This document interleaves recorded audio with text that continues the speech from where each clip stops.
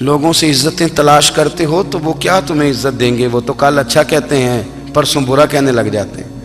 لوگوں کے سامنے گڈ بک میں آنا چاہو گے تو وہ تو سویرے تمہارے بارے میں کچھ کہیں گے، شام کچھ اور کہیں گے۔ اپنی روحانی زندگی آباد کریں، اپنے مسلح کو وقت دیں، اور دنیا سے چھپ کر اس موبائل کو بند کر کے اور اپنے آپ سے بھی چھپ کے اور تنہا ہو کے چھپا کے سارا کچھ اپنے آنسو اپنے رب کی بارگاہ میں پیش کریں، اس کے حضور حاضری دیں۔ سنو نا ترمذی کی حدیث، اور اسے یاد رکھنا، نبی پاک علیہ السلام نے فرمایا اپنے دکھ لوگوں کے سامنے نہ بیان کرنا، سیٹھوں نوابوں کو نہ بتاتے پھرنا، دنیا داروں کے سامنے جا کے نہ رونا کہ میں تکلیف میں ہوں۔ فرمایا اگر دنیا داروں کو دکھ بتاؤ گے رب تمہیں کبھی غنی نہیں کرے گا۔ اور لوگ ہیں کہ الٹا مذاق اڑائیں گے آپ کی، جس سے بڑی پکی یاری ہے نا، پکی، وہ تب تک پکی ہے جب تک آپ نے 50,000 مانگا نہیں، اور جس وقت آپ نے کہہ دیا کہ میں مجبور ہوں میری مدد کر، تو پھر ختم ہو گئی دوستی۔ لوگوں کی تعلقات آپ کے ساتھ تب تک ہیں جب تک آپ ان سے کوئی ضرورت وابستہ نہیں کرتے۔ کریم محبوب فرمانے لگے بندوں کے سامنے دکھ نہ بیان کرنا، اللہ تجھے کبھی غنی نہیں کرے گا۔ تو اپنے دکھ اپنے رب کو بتا، تو دعائیں مانگ، تو اس کی بارگاہ میں حاضر ہو، تو اس کے حضور عرض کر۔ فرمایا اپنے دکھ اپنے رب کو بتا، وہ جلدی کرے یا دیر سے کرے تجھے ساری دنیا سے بے نیاز کر دے گا، تجھے کسی کا محتاج نہیں رہنے دے گا۔ اپنے مسلح کو، اپنی دعاؤں، ایک بزرگ فرماتے ہیں میں نے دعا مانگنے کا طریقہ اپنی بیوی سے سیکھا، دعا مانگنے کا طریقہ اپنی، سیکھنے والے تو اپنے بچوں سے بھی سیکھ لیتے ہیں، سیکھنے والے تو ہر ایک سے سیکھتے ہیں۔ وہ کہتے ہیں میں نے دعا مانگنے کا سلیقہ اپنی بیوی سے سیکھا ہے۔ حضرت وہ کس طرح؟ فرمانے لگے میری بیوی نے نا مجھے کوئی کام بتایا، کچھ پیسوں کی ضرورت کے لیے کہا، تو میں نے اسے کہا کہ بھئی ابھی میرے پاس نہیں ہے، کچھ دنوں میں آتے ہیں تو میں دے دوں گا۔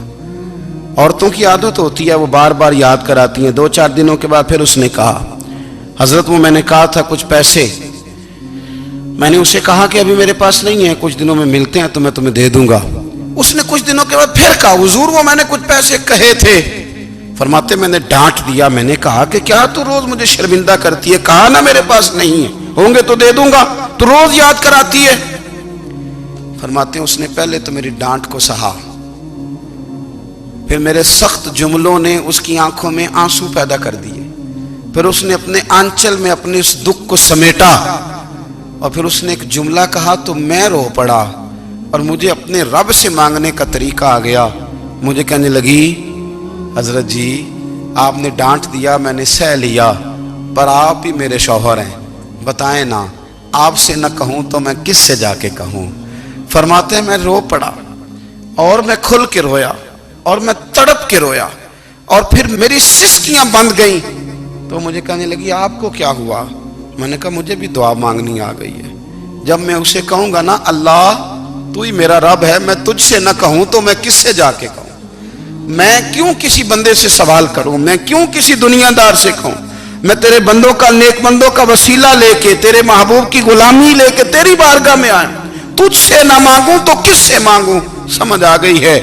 جب میں اس رنگ میں مانگوں گا تو پھر رب میرے اوپر بڑا ہی فضل فرمائے گا، وہ میرے اوپر بڑی رحمت کرے گا، وہ میرے لیے آسانیاں کرے گا۔ عزیز دوستو، ہم اس طرح کرنے لگ گئے ہیں کہ ہم نے نا اپنے تعلقات پر اعتماد کرنا شروع کر دیا ہے۔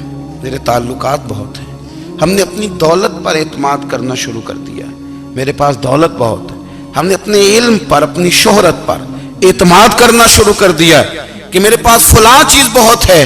یاد رکھنا جب بے نیاز اپنی صفت بے نیازی دکھاتا ہے تو بڑی بڑی دولتوں والے مجبور نظر آتے ہیں۔ بھائیو جب انسان کا رشتہ اپنے مالک کے ساتھ ہوتا ہے پھر تو غم بھی کچھ نہیں کہتے، پریشانیاں بھی کچھ نہیں کہتی، پھر تو زندگی صبر والی، پھر تو زندگی توکل والی، پھر تو زندگی بھروسے والی، پھر انسان اپنے آپ کو رسوا نہیں کرتا۔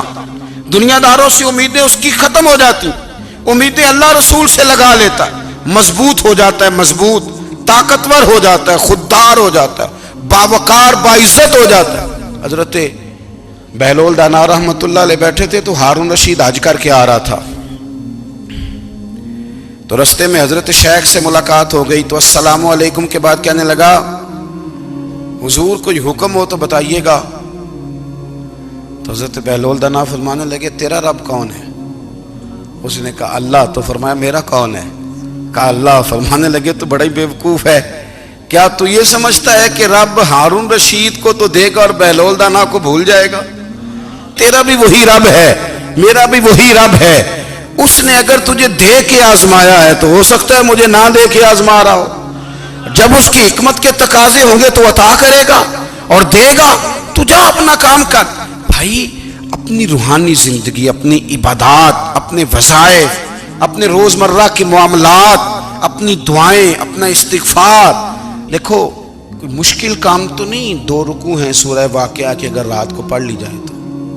میں کس طرح یہ بات بیان کروں کہ تعویذ بانٹنا آسان ہے اور وظیفہ بتانا مشکل ہے. سارا دن تعویذ بانٹیں تو لوگ لینے کو تیار ہیں، اور اگر آپ وظیفہ بتائیں تو کہتے ہیں تو مشکل کام ہے. او خدا کے بندے، اگر آپ کا تعلق قرآن پاک کے ساتھ مضبوط ہو، قرآن پاک کے ساتھ اگر آپ کا رشتہ ہو، لوگ سفارشیں ڈھونڈتے ہیں نا دنیا میں، کوئی تعلق مل جائے تو میرا کام ہو جائے. دنیا میں اتنا مشکل معاملہ ہے، آخرت میں مجھے بتائیے گا کتنا مشکل معاملہ ہوگا. میرے نبی پاک صلی اللہ تعالی علیہ وسلم نے فرمایا جو لوگ سورہ ملک پڑھا کرتے تھے نا، سورہ ملک، یہ سورت ملک قیامت میں ان کی سفارش کرے گی، اور اس طرح کرے گی کہ کہے گی اے اللہ یہاں اس بندے کو جنت میں داخل کر دے یا مجھے قرآن پاک سے علیحدہ کر دے. تو رب فرمائے گا جا اس کا دامن تھام کے اسے جنت تک پہنچایا. آپ بات کو سمجھیں، جب آپ کے تعلقات اپنے معاملات کے ساتھ مضبوط ہوں گے.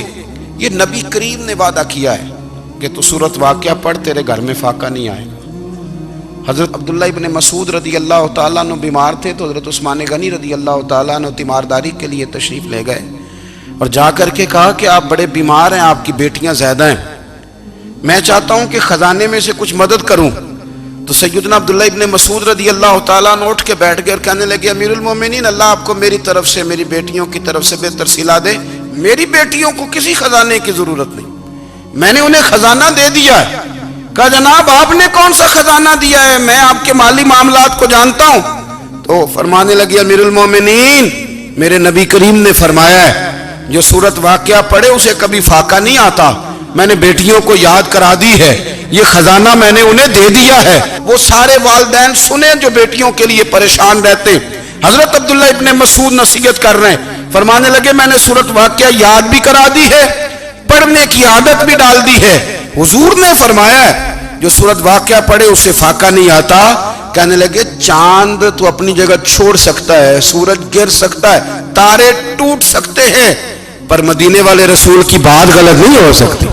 حضور نے فرمایا فاقہ نہیں آئے گا تو انشاءاللہ کبھی بھی نہیں آئے گا. کرنے کا کام یہ ہے کہ ہم اپنے معاملات، اپنی عبادات، اپنی دعائیں، کبھی 10 منٹ عادت ہو جائے نا دعا مانگنے کی علیحدہ سے رات کو. حضور نے فرمایا جو فرض نماز کے بعد دعا مانگے اللہ اس کی قبول کر لیتا ہے. نبی پاک صلی اللہ تعالی علیہ وسلم نے فرمایا اللہ مسافر کی دعا قبول فرماتا ہے. حضور نے فرمایا اللہ مظلوم کی دعا قبول فرماتا ہے. حضور نے فرمایا بیمار سے دعا کراؤ اللہ اس کی دعا قبول فرماتا ہے. میرے نبی پاک نے فرمایا ماں باپ جب بھی اولاد کے لیے ہاتھ اٹھائیں، ویسے تے بلے شاہ تو آسمانی اڈ دیا ہی پھڑ دیں، جڑا گھر بیٹھا انہوں بڑھیا ہی نہیں. حضور فرمانے لگے ماں باپ جب بھی اولاد کے لیے دعا فرمائیں اللہ ان کی دعا کو قبول کرتا ہے. آپ اپنا تعلق بنائیں دعا کے ساتھ، عبادت کے ساتھ، مصلی کے ساتھ رشتہ بنائیں، استغفار پڑھیں. صلاح الدین ایوبی صلیبی جنگوں میں تھے،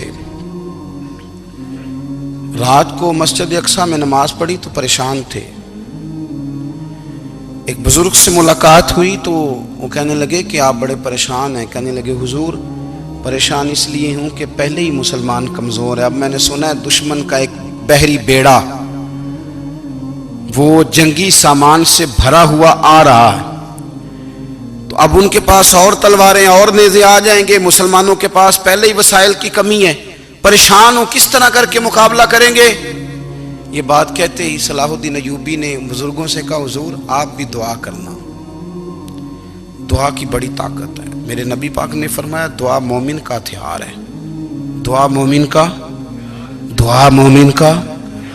حضور نے فرمایا تقدیر کو سوائے دعا کے کوئی چیز نہیں بدل سکتی، دعا مومن کا ہتھیار ہے، یہ کافر کے پاس کوئی نہیں، یہ ہتھیار ہے مومن کا۔ اللہ کرے آپ کو سمجھ آئے، پھر سنیں، کئی بار کہہ چکا ہوں یہ ہتھیار ہے۔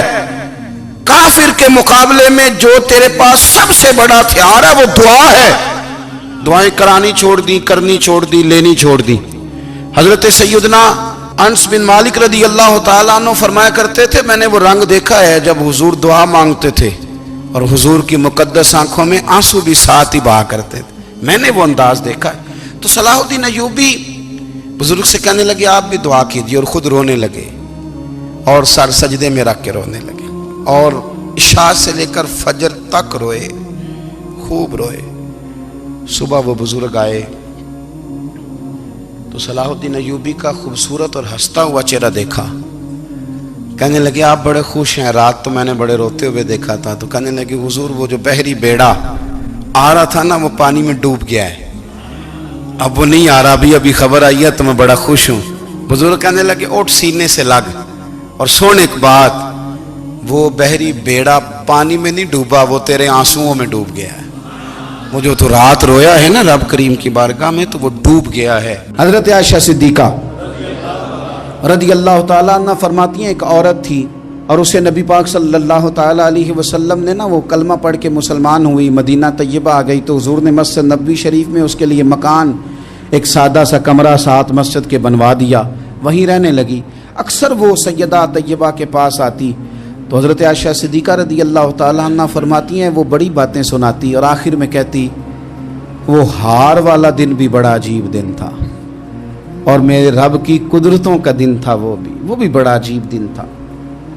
سیدہ عائشہ صدیقہ رضی اللہ تعالیٰ عنہ ایک دن فرمانے لگی کہ تو ہار والے دن کا بڑا ذکر کرتی ہے، وہ کیا دن تھا؟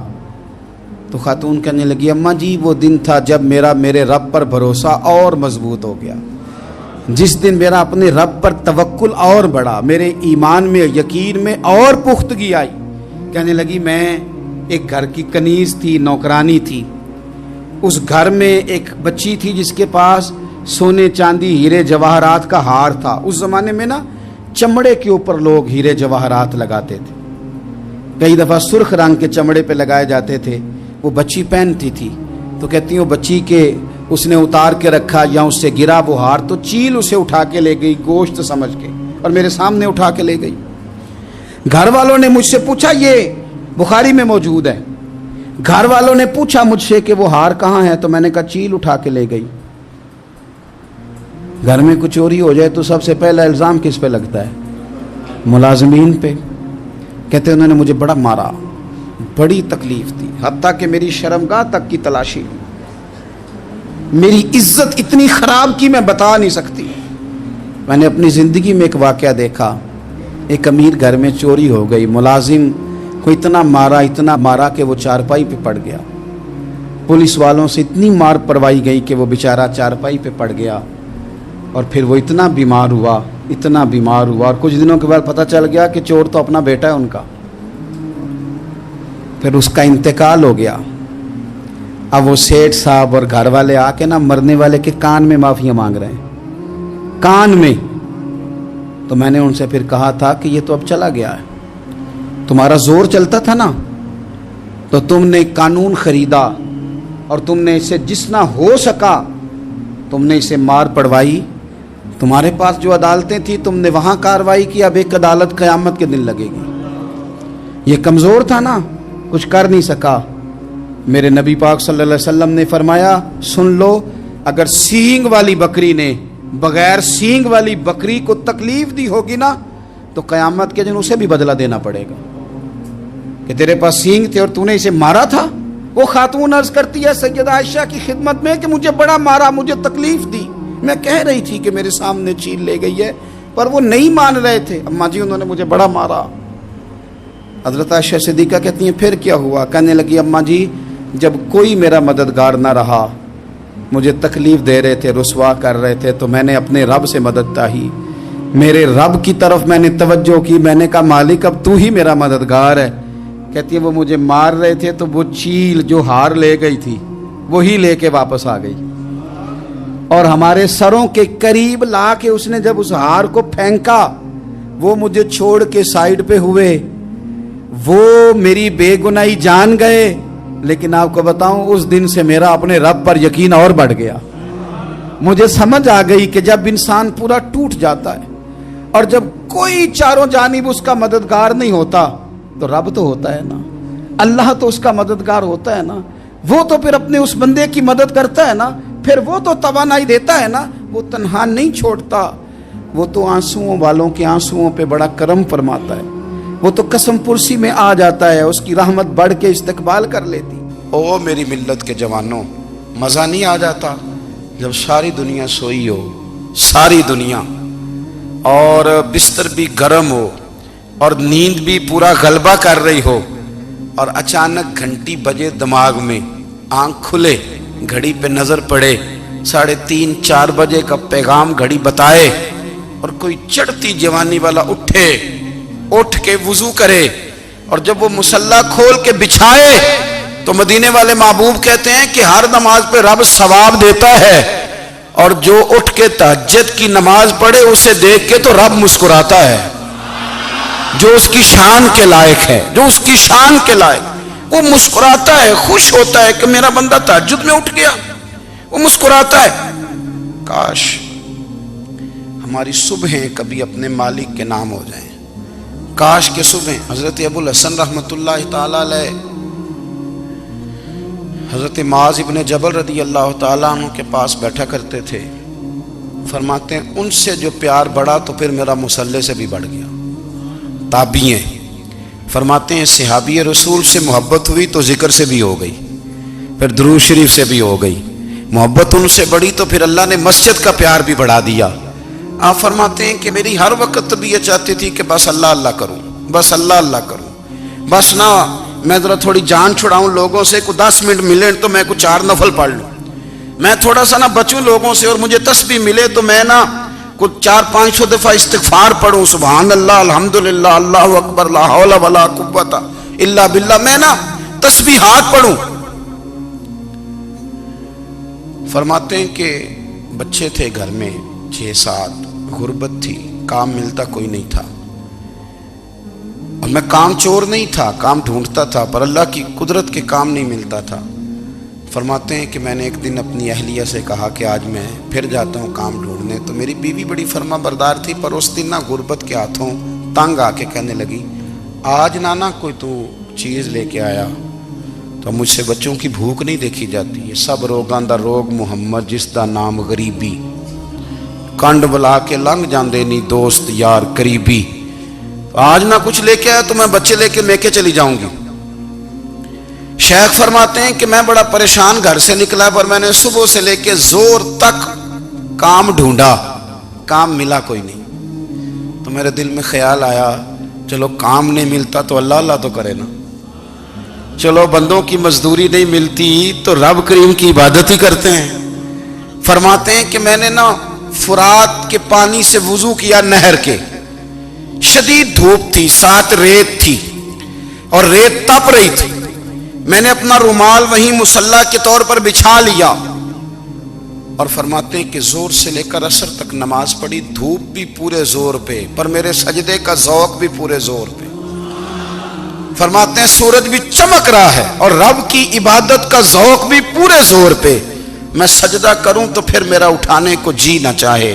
मेरे उस्ताद लिखा करते थे, ये उनका शेर है, वो कहा करते थे मुझे सोज दे, मुझे साज दे, और मुझे नीम शब का न्याज दे, दमे सजदा खुद को मैं तोड़ दूं, मुझे ऐसा ज़ौक़ नमाज दे। और मैं तेरी बहार का फूल हूं, मैं खिला भी हूं तो तेरे लिए, मुझे मेरी शाख से तोड़ ले, मुझे अपनी जुल्फ का नाज दे। भाई फरमाते हैं कि असर तक मैंने नफल पढ़े, दिल ढलने लगा, असर की नमाज पढ़ी और मैं वहां से चला। अब मैं जब निकलने लगा तो दिल में ख्याल आया कि छोटी छोटी दीवारें हैं घर की, बगैर कुछ लिए जाऊंगा तो बीवी दूर से देखेगी तो शोर करेगी कि फिर खाली हाथ आ गया है। कहते मैंने अपने उसी रुमाल में जिस पे मैंने नमाज पढ़ी थी ना, रुमाल में پکی عقید پنجابی جو صافہ کہتے ہیں، اسی میں نا میں نے کچھ ریت بھر لی کہ وہ دور سے دیکھے گی تو سمجھے گی کچھ لے کے آیا ہے، چلو جا کے اسے بتا دوں گا کہ آج پھر مزدوری نہیں ملی۔ کہتے ہیں وہ ریت لے کر جب میں گھر میں گیا تو پہلے بیوی دروازے پہ کھڑی ہوتی تھی، پوچھتی تھی خالی ہاتھ آ گئے ہو؟ آج میں نے دیکھا تو ہے ہی کوئی نہیں۔ فرماتے ہیں میں اندر داخل ہوا، سلام لیے، کونے میں میں نے وہ رومال رکھ دیا اور میں نے آواز دی کہ بھلی مانس کہاں ہو؟ تو وہ کہنے لگی آپ منہ ہاتھ دھو لیں، میں روٹی لے کے آئی۔ میں نے کہا روٹی کہاں سے آ گئی؟ یہاں تو کئی دنوں کے فاقے، تو کئی دنوں کی غربت ہے، یہاں تو اس گھر میں تو فقیری ہے۔ فرماتے ہیں کہ وہ روٹی لے کے آئی اور اس وقت کی جو موجودہ نعمتیں تھیں، سمجھ لیں سلاد، اچار، ہر چیز ساتھ لائی۔ میں نے کہا کہ بچے کہاں گئے؟ کہنے لگی وہ کھانا کھا کے کھیلنے گئے، آپ کھانا کھا لیں آ جاتے۔ کھانا اس نے چن دیا۔ میں نے حیرت انگیز لہجے میں ساری نعمتیں اپنے دسترخوان پہ دیکھ کر کے بیوی سے پوچھا یہ کہاں سے آیا کھانا؟ بچوں کو تو نے کہاں سے کھانا کھلایا؟ یہ سارا کچھ کیسا ہے؟ تو کہنے لگی پتہ نہیں آج آپ کس کریم کی مزدوری کرنے چلے گئے تھے، پتہ نہیں کس کریم کی، میرے گھر میں تو اتنی نعمتیں آئی ہیں کہ مجھ سے سنبھالی نہیں جا رہی، اتنا اناج ہے، اتنا گندم ہے، کس کریم کے دروازے آج چلے گئے تھے؟ یہ کہتے کہتے وہ اٹھی اور اٹھ کر کے کہنے لگی پہلے بڑا کچھ آیا تھا، اب کیا لے آئے ہو؟ اور جا کر کے نا اس نے وہ ریت والا رومال کھولا، کہنے لگے میں تو لے کے آیا تھا ریت، تو میرے رب نے اسے بھی سونے اور ہیرے بنا دیا تھا۔ جب آپ کی توجہ اللہ کی جانب، میرے نبی پاک صلی اللہ تعالی علیہ وسلم نے فرمایا ہر چیز اپنے رب سے مانگ، ہر چیز مانگ، ہر چیز مانگ۔ یا رسول اللہ کیا کچھ؟ میرے محبوب نے فرمایا تیرے گھر میں نمک بھی ختم ہو جائے تو وہ بھی اپنے رب سے مانگا کر، تو مانگنا وہ تجھے دے گا، تو اس کی بارگاہ میں کشکول طلب دراز تو کرنا۔ اور ترمذی شریف میں عجیب لفظ ہے، رسول کائنات نے فرمایا، رب کریم فرماتا ہے جب میرا بندہ ہاتھ اٹھاتا ہے نا تو مجھے حیا آتی ہے کہ میں خالی کیسے لوٹا دوں اس کے۔